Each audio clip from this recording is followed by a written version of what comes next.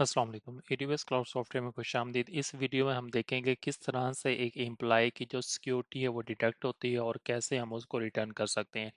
First of all, employ security को detect करने के लिए आपके पास ऑलरेडी एक वीडियो अवेलेबल है जिसमें सैलरी प्लान के अंदर सिक्योरिटी के पेमेंट को कैसे हम एडजस्ट करते हैं वो इजीली यहाँ पे किया जा सकता है।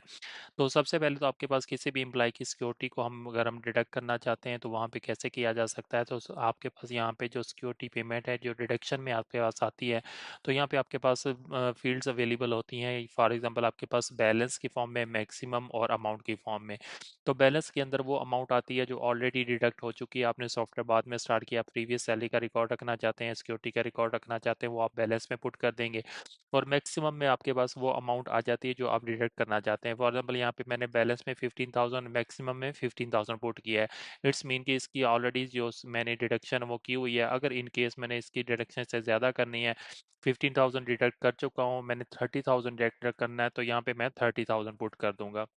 तो 30,000 में से 50,000 ऑलरेडी आपकी डिडक्शन हो चुकी है और 5,000 पर मंथ के हिसाब से इसकी जो डिडक्शन है वो आपके पास अप्लाई हो जाएगी। तो इस तरह से हम इजीली सिक्योरिटी जो डिडक्शन है वो इसकी कर सकते हैं।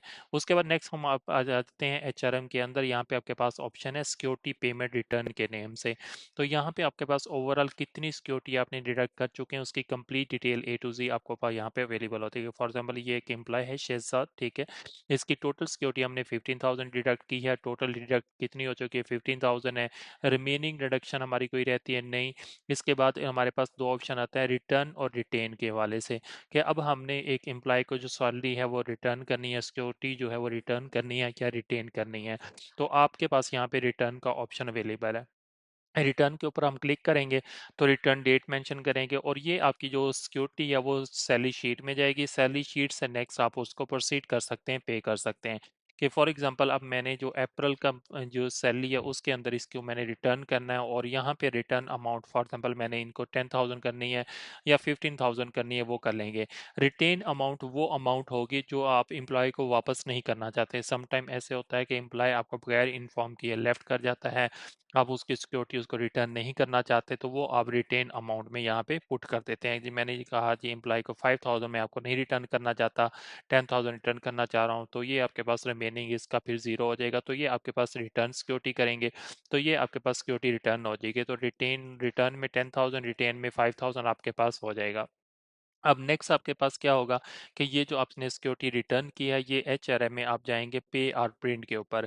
तो पे आर प्रिंट के ऊपर जाके अगर आप इसको सर्च करेंगे तो यहाँ पे इसकी जो सिक्योरिटी है आपके पास रिटर्न इस सैलरी शीट में ऐड अप हो जाएगी। तो ये आपके पास जो एम्प्लॉय की सैलरी शीट होगी यहाँ पे इसके अंदर ये आपकी जो सिक्योरिटी होगी वो इसमें ऐड अप हो जाएगी।